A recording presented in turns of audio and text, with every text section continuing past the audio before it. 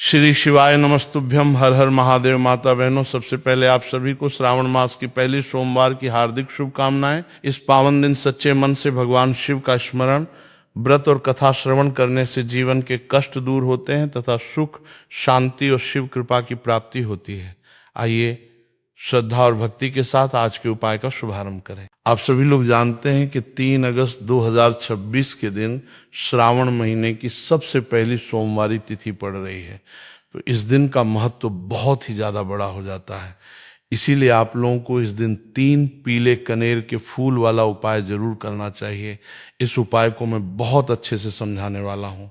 तो माता बहनों, उपाय को आपको कैसे करना है, कब करना है, कहाँ पर करना है और उपाय को करते समय आपको किन किन बातों का ध्यान रखना है, ये सारी जानकारी हम आपको इस वीडियो में देंगे। तो चलिए उपाय को शुरू करते हैं। देखिए, ये दिन इतना खास होता है, इतना महत्वपूर्ण होता है। देखा गया है कभी कभी बड़े बड़े पूजा पाठ अनुष्ठान से जो मनोकामना पूर्ण नहीं होती है, वो 3 अगस्त का पावन महीना पहली सोमवारी तिथि के दिन एक छोटे से उपाय करने से ही आपकी मनोकामना पूर्ण हो जाती है। और बहुत सारे लोगों ने इस उपाय को किया भी है और उनको इस उपाय को करने का फल भी जरूर मिला है। भक्तों, आप सभी से एक सूचना साझा करना चाहता हूँ। माता बहनों, आप लोगों को सोमवार की कथा अवश्य सुनना चाहिए। कथा सुनने के लिए हमारे चैनल सत्संग मार्ग से अवश्य जुड़े। अगर आप लोग भी इस उपाय को 3 अगस्त 2026 सावन महीने के सबसे बड़ा सोमवारी तिथि के दिन करना चाहते हैं, तो आप इस उपाय को पहले अच्छे से समझ लेना, सुन लेना, उसके बाद करना। आपको इस उपाय का फल जरूर मिलेगा। और इस उपाय को करने से आपके घर में चाहे किसी भी प्रकार की दुख और समस्या क्यों न चल रही हो, आपको उसका कारण भी नहीं पता है कि भाई ये समस्या किस कारण से चल रही है। उसका कुछ भी कारण हो सकता है, जैसे पितृदोष हो सकता है या किसी भी तरह का मंगल दोष भी हो सकता है, और भी बहुत तरह के दोष होते हैं, कुछ भी हो सकता है। पर आपको इस उपाय को करने के लिए अपने दोष को पता लगाने की भी जरूरत नहीं है।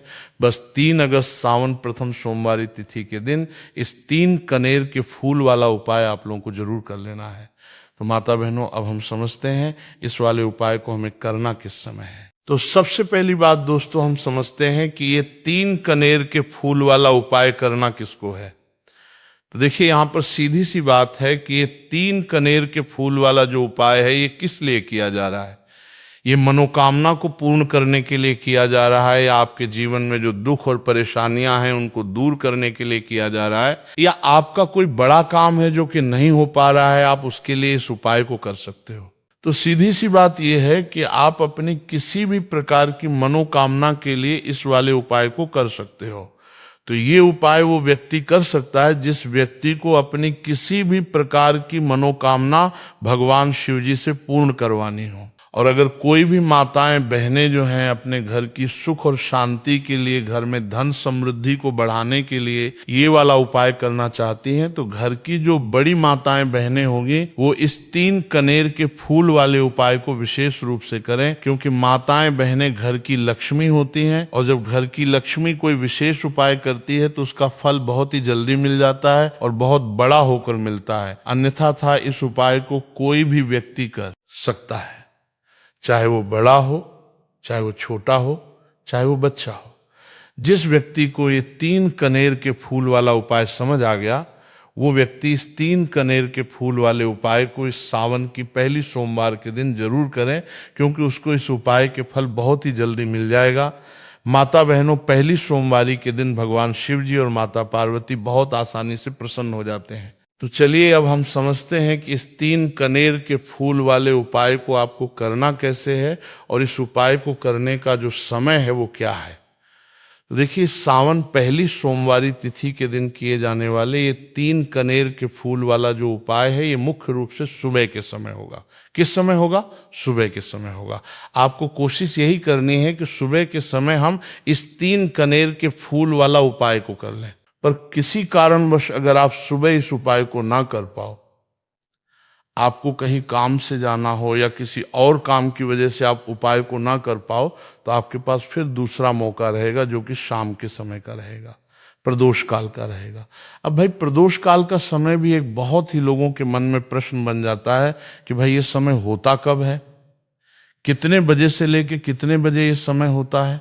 ताकि हमें उपाय के लिए जो है करने का समय पता लग जाए।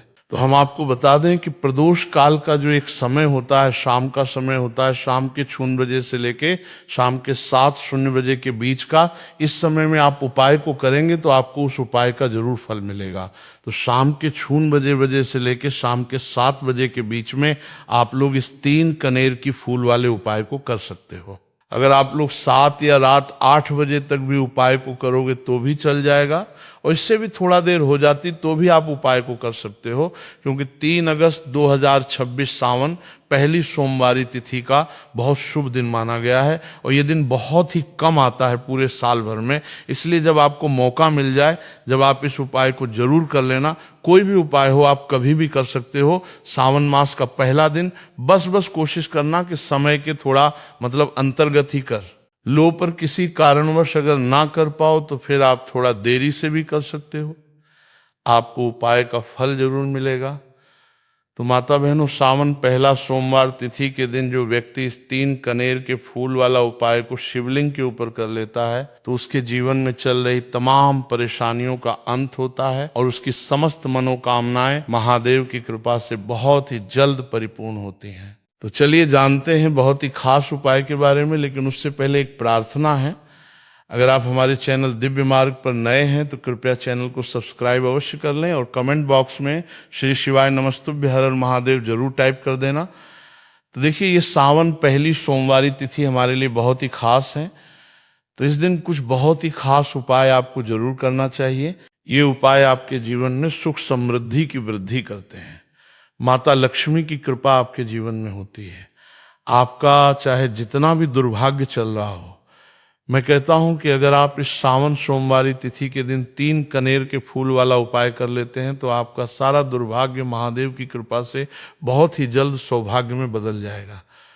तो चलिए जानते हैं गुरुजी द्वारा बताए गए सबसे पहले उपाय के बारे में। देखिए, इस उपाय के लिए आपको सिर्फ 1 लोटा जल ले लेना है और 3 कनेर के फूल ले लेने हैं। सावन पहली सोमवारी तिथि के दिन किए जाने वाला यह सबसे अचूक और सबसे खास उपाय है, इसलिए आपको 3 कनेर के फूल कहीं से भी ले लेने हैं। 3 कनेर के फूल आप चाहें तो फूलों की दुकान से ले लें, या फिर आपको नहीं मिल पाते हैं तो शिवलिंग के ऊपर जो कनेर के फूल चढ़े हैं उनको उठाकर जल से शुद्ध करके फिर आप उसका भी इस्तेमाल कर सकते हैं। देखिए, आप जो जल लेंगे वो आपको तांबे के पात्र में लेना है और अपने किचन से लेना है। अब सिर्फ ये 2 सामग्री लेके आपको शिवालय पहुंच जाना है। माता बहनों, इस उपाय को आप सुबह करना चाहें तो सुबह कर लें, और शाम को करना चाहें तो शाम को कर लें। पूरे दिन में किसी भी समय आप इस उपाय को कर सकते हैं। अब देखिए, शिवालय पहुंचने के बाद सबसे पहले आपको एक काम करना है कि आप दक्षिण दिशा में बैठ जाइए और उत्तर दिशा की तरफ अपना फेस कर लीजिए। अब आप जो 3 कनेर के फूल लेकर आए हैं, इनमें से आपको एक एक कनेर का फूल शिवलिंग में जो महादेव का परिवार होता है उसमें समर्पित करते जाना है। देखिए, पहले फूल आपको शिवलिंग में जो दाहिने साइड वाला कोण होता है, जिसे श्री गणेश जी का स्थान कहते हैं, वहां पर ये पहला कनेर का फूल समर्पित कर देना है और श्री शिवाय नमस्तुभ्यम मंत्र का स्मरण कर लेना है। और फिर दूसरा कनेर का फूल आपको श्री कार्तिक की जी वाले स्थान में समर्पित कर देना है और श्री शिवाय नमस्तुभ्यम मंत्र का स्मरण कर लेना है। फिर तीसरा कनेर का फूल आपको माता अशोक सुंदरी वाले स्थान में समर्पित कर देना है और श्री शिवाय नमस्तुभ्यम मंत्र का स्मरण करना है। देखिए, जलधारी के बीच वाला जो स्थान होता है वो माता अशोक सुंदर का स्थान कहलाती है और यहीं पर आपको तीसरा कनेर का फूल समर्पित कर देना है।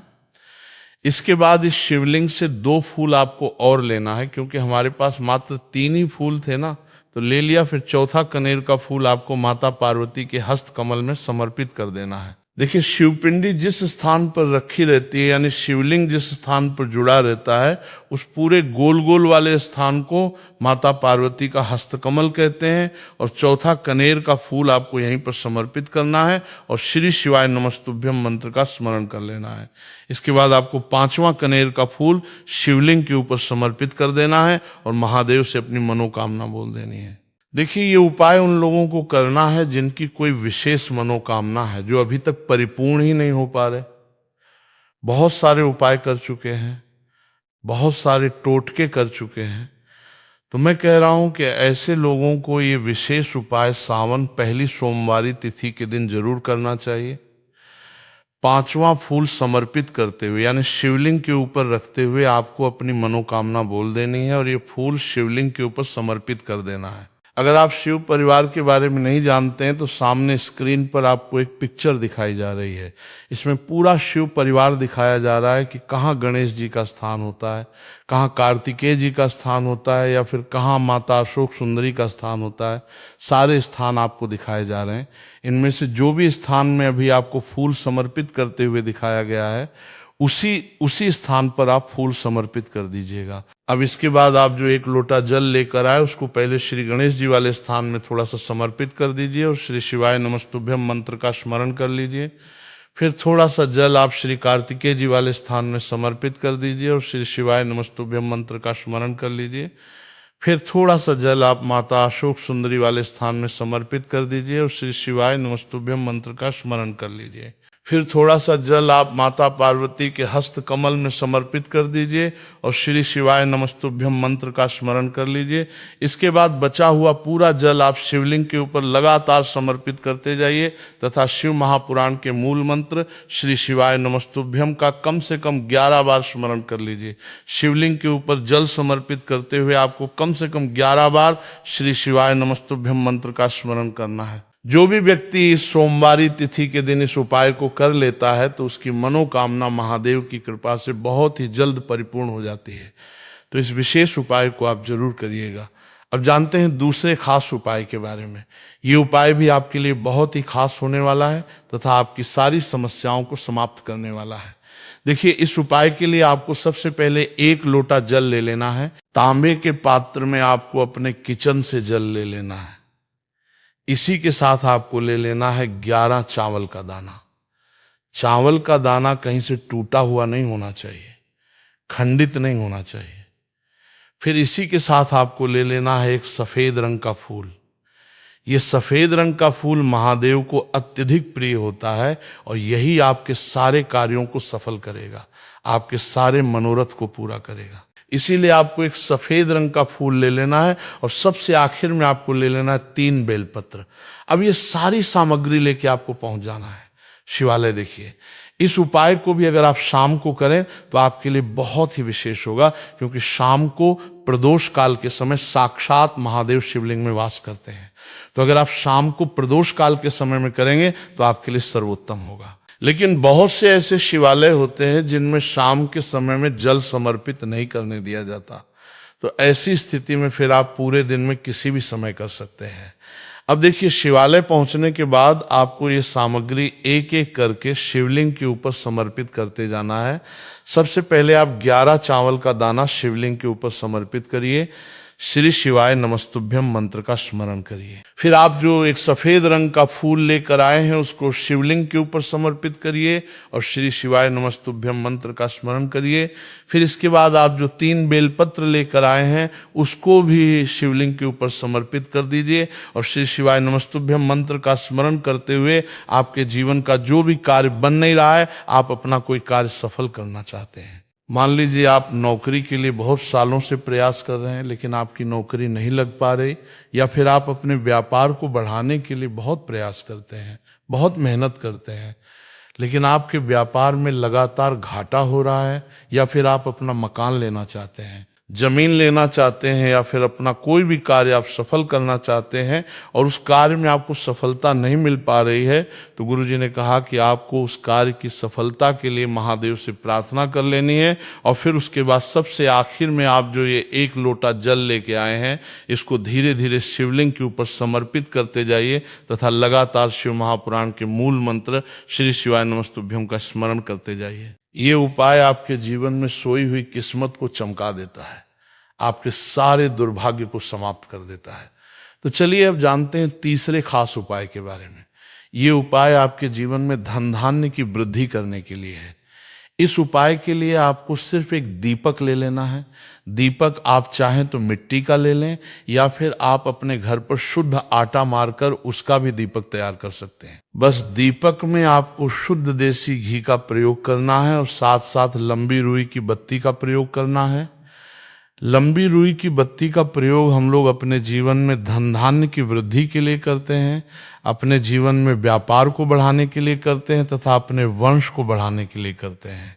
इसी के साथ आपको थोड़े से चावल के दाने ले लेने हैं और ये सारी सामग्री लेकर आपको पहुंच जाना है। किसी भी बेलपत्र के वृक्ष के नीचे, आप देखिए बेलपत्र के वृक्ष के नीचे पहुंचकर आपको सबसे पहले ये चावल के दाने वहीं पर थोड़े से डाल देने हैं और फिर इन्हीं चावल के दोनों के ऊपर आपको ये दीपक रख लेना है और इस दीपक की बत्ती का मुख आपको उत्तर दिशा की तरफ रखते हुए इस दीपक को आप प्रज्वलित कर लेंगे। दीपक प्रज्वलित करने के बाद आपको कम से कम 11 बार या 21 बार या 108 बार श्री शिवाय नमस्तुभ्य का स्मरण कर लेना है तथा महादेव से और माता पार्वती से प्रार्थना कर लेने की, मेरे जीवन में जो धन की समस्या चल रही है, मेरे जीवन में जो दुर्भाग्य बना हुआ, धन की वजह से मैं अपना कोई कार्य नहीं कर पा रहा हूँ, धन की वजह से जो भी आपके जीवन में समस्या चल रही है उसको दूर करने की महादेव से और माता पार्वती से प्रार्थना करते हुए फिर आप वापस अपने घर आ जाइए। गुरुजी अपने शिव महापुराण की कथा में बता चुके हैं कि जो भी व्यक्ति सोमवार के सोमवार इस दीपक को प्रज्वलित करना प्रारंभ कर देता है